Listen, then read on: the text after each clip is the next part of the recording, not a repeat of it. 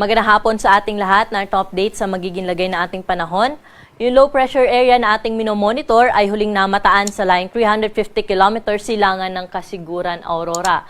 Ang nasabing LPA ay may medium chance na maging isang bagyo within 24 hours. Pero beyond 24 hours, inaasahan natin na posibleng mas tumaas po ang tsansa na ito ay maging isang bagyo.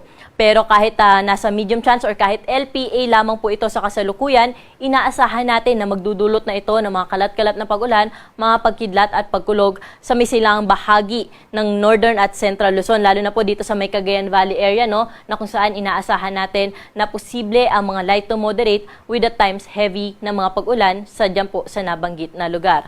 Samantala, dahil nga po may low pressure area tayo dito sa may silangan, ay patuloy po nitong pinapairal yung southwest monsoon o habagat na nakakaapekto naman sa malaking bahagi ng ating bansa. Partikular na dito sa may Central Luzon, Southern Luzon, Visayas at Mindanao, na kung saan itong habagat ay ating babantayan din dahil nga posible rin ang mga kalat-kalat na mga pag-ulan, mga pagkidlat at pagkulog sa mga nabanggit na lugar, specifically dito po sa may Central Luzon, Metro Manila, Calabarzon, Mimaropa, pati na rin po sa Bicol Region at sa may Western Visayas. So dito sa bahagi po ng Mindanao, pati na rin po sa ibang bahagi ng Visayas, sa may Central at Eastern Visayas ay unti-unti po nating aasahan dyan yung pag-aliwalas ng panahon. Though ngayon, umiiral pa rin po sa kanila yung habagat, kaya may mga tsansa pa rin ng mga isolated rain showers or thunderstorms.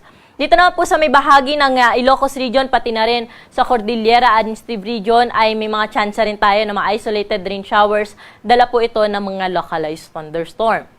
Samantala, may panibagong sama ng panahon po tayong minomonitor, pero kung makikita natin, sobrang layo po nito sa ating Philippine landmass, pati na rin sa ating PAR, so hindi po natin ito inaasahan na papasok sa ating area of responsibility. Kahit mataas ang tsansa nito na maging isang bagyo, ito ay walang direktang epekto sa anumang bahagi ng ating bansa. At dahil nga po ngayon ay unang araw ng Hulyo, narito po yung ating climatological track o yung usual na dinadaanan ng bagyo kapag buwan ng Hulyo. Meron po tayong dalawang senaryo. Una, pwede po itong pumasok na ating PAR at kumilos palayo ng ating area of responsibility. Pangalawa naman, pwede po itong pumasok ng ating PAR at tumama po dito sa may Central or dumaan po sa may Eastern Visayas patungo sa may Southern Luzon area. So sa kasalukuyan, meron tayong LPA dito po sa may silangan ng Kasiguran, Aurora. So meron po tayong dalawang senaryo sa kasalukuyan. Pwede po itong lumapit lamang sa Northern Luzon at posibleng kumilos na rin palayo ng ating Philippine landmass. At yung pangalawang senaryo ay posible rin po itong magdiretso o tumuloy dito sa bahagi po ng Northern at Central Luzon area. Kaya payo natin sa ating mga kababayan talaga na posible po or medyo magulo pa po yung posibleng maging pagkilos nung binabantayan nating sama ng panahon o ng low pressure area, kaya patuloy ho tayong mag-antabay sa mga update na nilalabas ng Pag-asa. At ngayong buwan ng Hulyo o July, inaasahan natin ang 2 hanggang 3 bagyo na posibleng pumasok sa ating area of responsibility. Para po sa magiging lagay na ating panahon bukas, dalawang weather system pa rin yung inaasahan natin mga kaapekto. Una nga po, yung low pressure area, na kung saan inaasahan natin na magdudulot ito ng mga scattered rains at thunderstorms sa may Cagayan Valley area. Samantala, yung habagat naman patuloy na iiral sa may Central at Southern Luzon area. Kaya po, asahan pa rin natin ang mga kalat-kalat na pag-ulan, mga pagkidlat at pagkulog sa may Central Luzon, Metro Manila, Calabarzon, Mimaropa, Bicol Region. Kaya po doble ingat sa ating mga kababayan sa posibilidad ng mga pagbaha at mga pagguho ng lupa. Sa may Ilocos Region at sa Cordillera Administrative Region, mataas pa rin ang tsansa ng mga thunderstorms po dyan, lalo na sa hapon at sa gabi.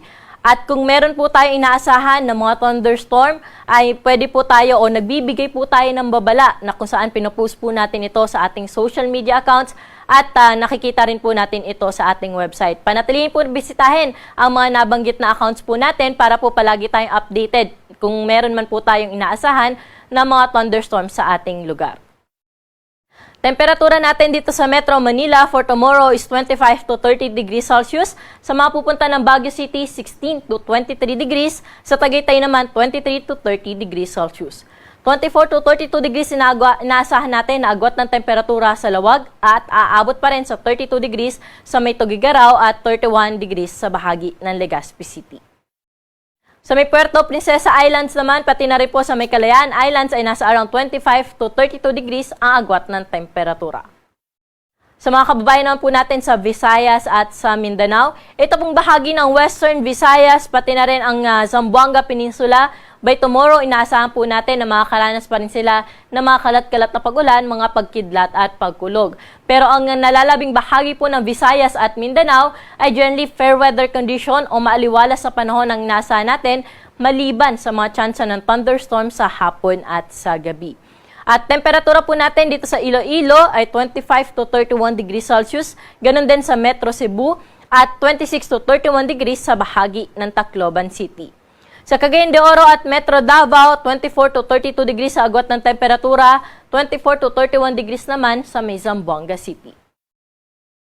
Dumako naman po tayo sa kalagayan ng ating karagatan na kung saan wala po tayong gale warning na nakataas sa anumang baybayin ng ating karagatan, kaya po malayang makakapalaot yung ating mga kababayang mga isda, pati na rin yung may maliit na sasakyang pandagat. Para naman sa ating 3-day weather outlook sa mga pangunahing syudad sa ating bansa, dito po sa Metro Manila hanggang Sabado, inaasahan natin na magiging makulimlim po yung ating panahon at may mataas na tsansa ng mga pag-ulan, lalo na po sa hapon, sa gabi at pati na rin sa madaling araw. Ito ay epekto pa rin ng habagat.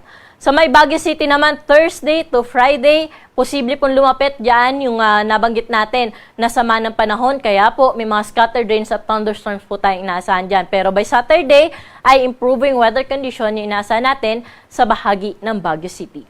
Sa Legazpi City for the next 3 days, inaasahan pa rin natin ang mga kalat-kalat na pag-ulan, mga pagkidlat at pagkulog.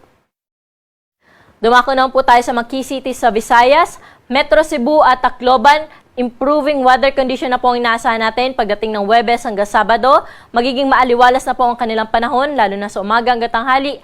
Hapon at gabi na lamang po yung ating babantayan sa posibilidad ng mga thunderstorm. At nabanggit ko nga, pwede po natin i-monitor yung mga thunderstorm advisories na nilalabas po natin sa ating social media accounts at pinopost rin natin sa ating website.